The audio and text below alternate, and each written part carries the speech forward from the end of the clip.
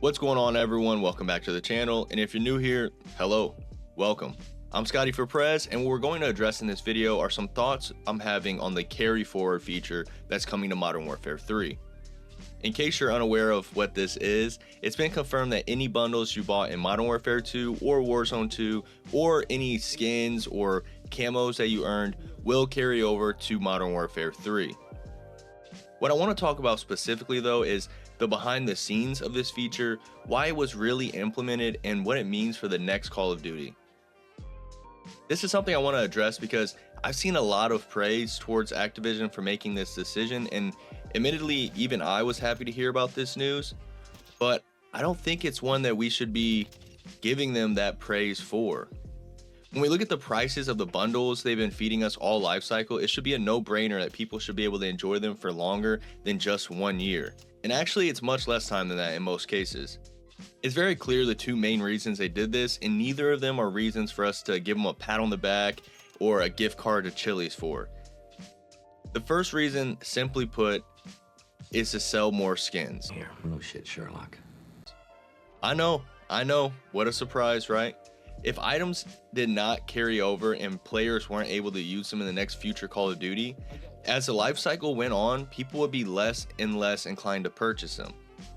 You know, spending $20 on Snoop Dogg or Filthy Frank is a lot easier for people to do and justify when they feel like they're getting their money's worth out of it. And buying a skin while only being able to use it for maybe a few months, that's not a very good trade-off. So allowing people to buy a skin now and then still use it later keeps pushing those microtransactions. So that's one reason, and that shouldn't be a shocker to anyone. It's because they want to make more money. I gotta do it, man. From a business standpoint, I get it. I just don't appreciate how they throw this out there as if they're doing us a favor. Like, they make it seem as if they're doing it for us. It's just a really manipulative way for them to go about it, and I'm not a fan of that.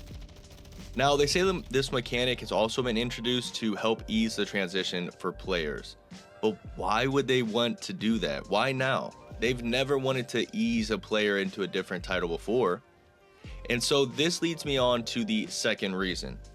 If you really look at it, we're not getting as much new content as the advertising is leading us to believe. So at launch, we're expecting to see over 30 new weapons from information that's been leaked, 16 multiplayer maps, some ground war maps, and zombies. On the cover, this book looks like it has a lot packed into it, for sure. It sounds content full.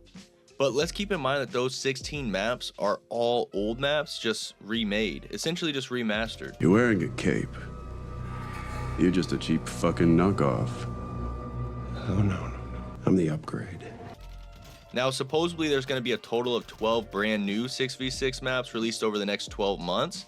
But even here with Modern Warfare 2, we ended with over 15 original maps, excluding, Shipment and Shoot House, Showdown, and I can't remember, there's one more.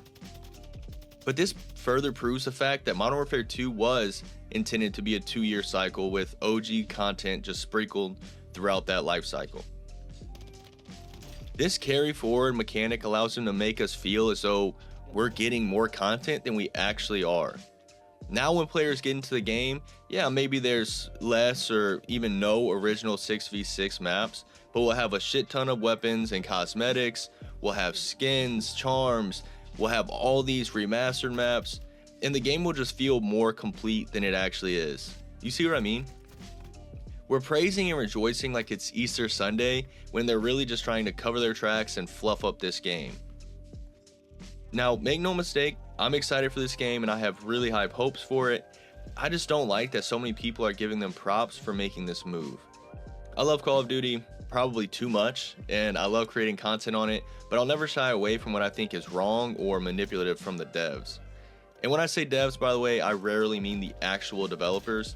I mean the ones, up there at the top calling the shots at Vault Tower.